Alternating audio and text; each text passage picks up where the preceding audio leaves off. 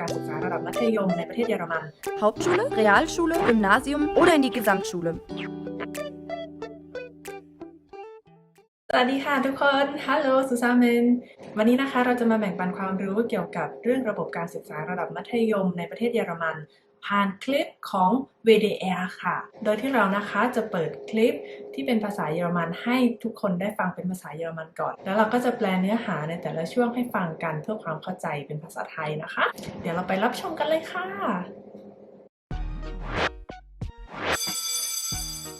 Hallo, ich heiße Jasmin und das ist Emil.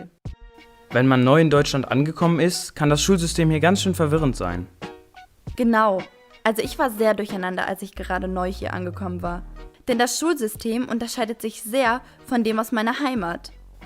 Und deshalb wollen wir euch genau das heute vorstellen. Es ist gut, die Schultypen zu kennen, sonst geht man nämlich schnell verloren. ใช่ค่ะมันแตกต่างจากประเทศของเรามากเหมือนกันนะคะ Die Grundschule umfasst Klassen 1 bis 4. In manchen Bundesländern sogar die 5. und 6. Klasse. Die Grundschule ก็คือโรงเรียนประถมนะคะเริ่มตั้งแต่ Klasse 1 bis 4 ก็คือประถม1ถึงประถม4นะคะหรือในบางรัฐก็จะรวมประถม5ถึงประถม6เข้าไปด้วยค่ะ Da geht jedes Kind hin. Hier lernt man lesen, schreiben und rechnen. Und alle sprechen Deutsch. Das ist eigentlich einfach. Man muss nichts zahlen, das wird alles von Steuern bezahlt. Also von allen für alle. นักเรียนทุกคนมีสิทธิ์เรียนฟรีค่ะจะถูกซัพพอร์ตจากภาษีของประชาชนนั่นเองนะคะ Nach der 4. Klasse allerdings trennen sich die Wege der Schüler und es gibt verschiedene Schulen, auf die man gehen kann. Die Lehrer machen den Eltern Vorschläge, wie es mit ihren Kindern weitergehen soll. หลังจากที่จบคุณชูเล่ไปแล้วเส้นทางการศึกษาก็จะถูกแบ่งแยกย่อยกันออกไปนะคะถือว่าเริ่มแบ่งกันเร็วมากนะคะโดยที่คุณครูจะสังเกตแล้วก็ประเมินนักเรียนแล้วก็แนะนำให้ผู้ปกครองนั่นเองค่ะ Je nach der Begabung, den Interessen und den Fähigkeiten โดยหลักการประเมินหลักๆก็คือผลการเรียนความสนใจแล้วก็ความสามารถของนักเรียนเองนะคะ geht man entweder in die Hauptschule, Realschule, Gymnasium oder in die Gesamtschule. ก็จะมีแบ่งออกเป็น4ประเภทด้วยกันก็คือ Hauptschule, Realschule, Gymnasium แล้วก็ Gesamtschule. Die Hauptschule ist nach der 9. Klasse und die Realschule nach der 10. zu Ende. ต่างกันยังไง Hauptschule จบที่เกรด9นะคะหรือว่าม3 Realschule จบที่เกรด10นะคะหรือว่าม4 Anschließend kann man eine Ausbildung anfangen oder eine Berufsschule besuchen. หลังจากนั้นนักเรียนสามารถเลือกที่จะไปทำ Ausbildung ต่อได้ค่ะ Ausbildung คืออะไรเราเคยเขียนอธิบายไว้ให้นะคะเดี๋ยวจะแนบลิงก์ไว้ให้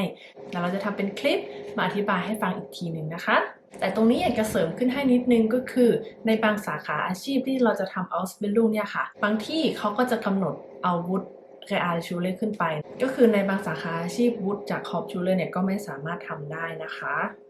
Auf jeden Fall kann man mit dem Abschluss nicht an die Universität. ที่สำคัญเลยก็คือถ้าจบจาก Hauptschule หรือ Realschule จะไม่สามารถเข้า Universität หรือว่าเรียนต่อระดับมหาวิทยาลัยได้โดยตรงนะคะ Kinder, die besonders begabt sind oder gute Noten haben, gehen meist auf ein Gymnasium. สำหรับเด็กที่ผลการเรียนดีส่วนมากก็จะไปเข้าที่ Gymnasium กันค่ะ Auf dem Gymnasium hat man oft länger Schule, muss mehr Dinge in kürzerer Zeit lernen und lernt auch mehr Fremdsprachen und man hat andere Fächer als zum Beispiel auf einer Realschule. ใน Gymnasium ก็จะเรียนเยอะกว่าเรียนเข้มข้นกว่าเรียนหลายภาษากว่าหลักสูตรก็ยาวกว่าด้วยค่ะ Wenn man studieren will, braucht man Abitur.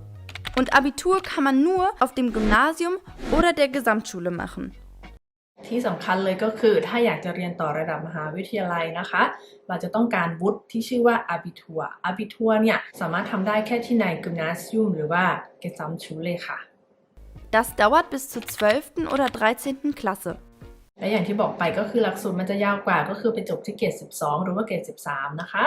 ถึงตรงนี้อยากจะสรุปภาพรวมให้ฟังอีกทีหนึ่งหลังจากจบคุ้นชูเลยหรือว่าประถมแล้วนะคะนักเรียนก็จะมีทางเลือก4ทางนะคะโดยที่คุณครูและผู้ปกครองจะต้องประเมินนะคะว่านักเรียนจะสามารถเรียนทางไหนได้นะคะ1 Hauptschule 2 Realschule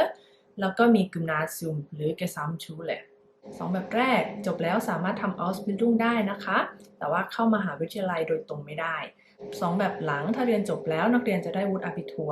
ก็คือสามารถเรียนต่อระดับมหาวิทยาลัยได้ค่ะ Aber was ist mit älteren Menschen, die vielleicht früher die Schule abgebrochen haben und jetzt einen Abschluss nachholen wollen? อันนี้ก็คือคำถามว่าถ้าเกิดนักเรียน2กลุ่มแรกหรือว่าผู้ใหญ่เนี่ยอยากจะไปเรียนต่อสามารถทำยังไงได้บ้างจะมีสิทธิ์ไหม